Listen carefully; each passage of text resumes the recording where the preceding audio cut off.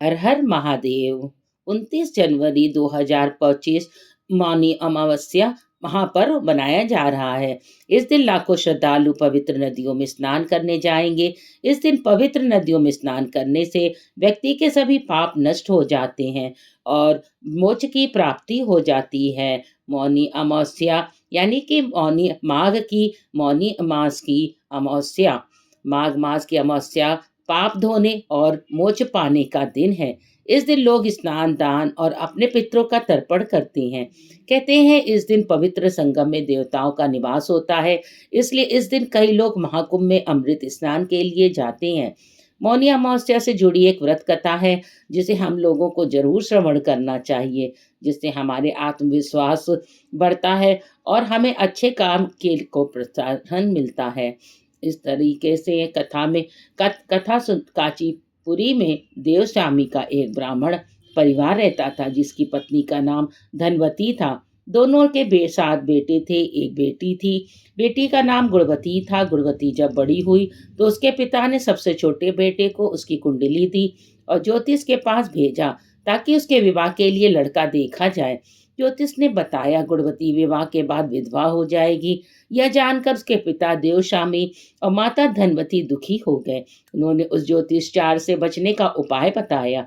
ज्योतिष ने कहा कि सिंगल द्वीप में सोमा धूमि रहती है, जो बहुत ही पतिव्रता है। यदि सोमा धोबिन तुम्हारे घर आकर पूजा करे और अपना अर्जित पुण्य दान कर दे तो गुणवती का सुहाग बच जाएगा, वह दोष मिट जाएगा। यह जानकर देवस्वामी ने बेटी गुणवती को सबसे छोटे बेटे के साथ सोमा धोबिन के घर सिंगल द्वीप भेजा। दोनों भाई और बहन घर से निकलकर सोमा के घर की ओर चल दिए। दोनों समुद्र के किनारे पहुंचे और उसे पार करने के बारे में सोचने लगे। देखिए, इसमें काफी समय बीत गया। अब दोनों को भूख और प्यास लगी। भूखे प्यासे दोनों भाई बहन एक पीपल के पेड़ के नीचे बैठ गए। उस पेड़ पर एक गिद्ध का परिवार भी रहता था। गिद्ध के बच्चों ने गुणवती और उसके भाई की बातों को सुन लिया। गिद्ध के बच्चों ने अपनी माँ को गुणवती और उसके भाई के बारे में बताया। तब गिद्धों की माता ने अपने बच्चों को भोजन कराया। गुणवती के पास गई। उसने कहा कि वो उन दोनों को सोमा धोबिन के घर पहुंचा देगी।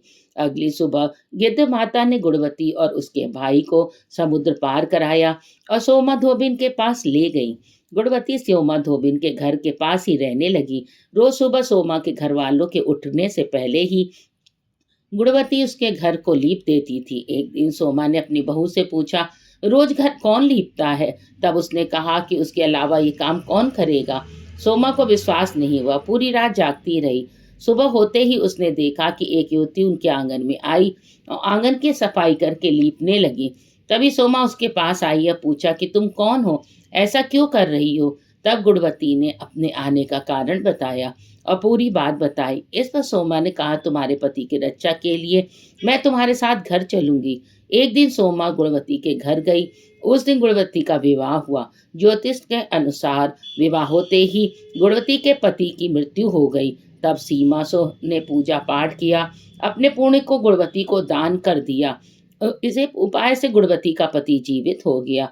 इधर सोमा के पति के और बेटे की मृत्यु हो गई। जब तक सोमा घर पहुंची तब उसके पति और बेटे का शव को रखा गया था। रास्ते में सोमा ने एक जगह पर रुककर पीपल के पेड़ के नीचे श्री हर भगवान विष्णु की पूजा की थी और 108 बार उस पेड़ की परिक्रमा की थी। इससे अर्जित अर्जित पुण्य से सोमा के पति और बेटे जीवित हो गए थे। वे अकाल मृत्यु से मुक्त हो गए थे। इसलिए मान्यता है कि जो व्यक्ति विधि विधान से मौनी अमावस्या का व्रत करता है, भगवान विष्णु उसे विष्णु भगवान की कृपा प्राप्त होती है और दुख उसका कुछ भी नहीं बिगाड़ पाता है। श्री हरि उनकी और उनके जीवन साथी की रक्षा करते हैं। आज के दिन हमको पीपल के वृक्ष के नीचे दिया जरूर जलाना चाहिए और रोटी के 2 भाग करें और उस पे गुड़ रखकर गाय को और कौवे को जरूर खिलाना चाहिए हमें। और भगवान से कामना करना चाहिए कि हमारे पितरों को की आत्मा को शांति दें। हमारे चैनल को आप लाइक और सब्सक्राइब कर दीजिए और कमेंट में हर हर महादेव लिख दीजिए।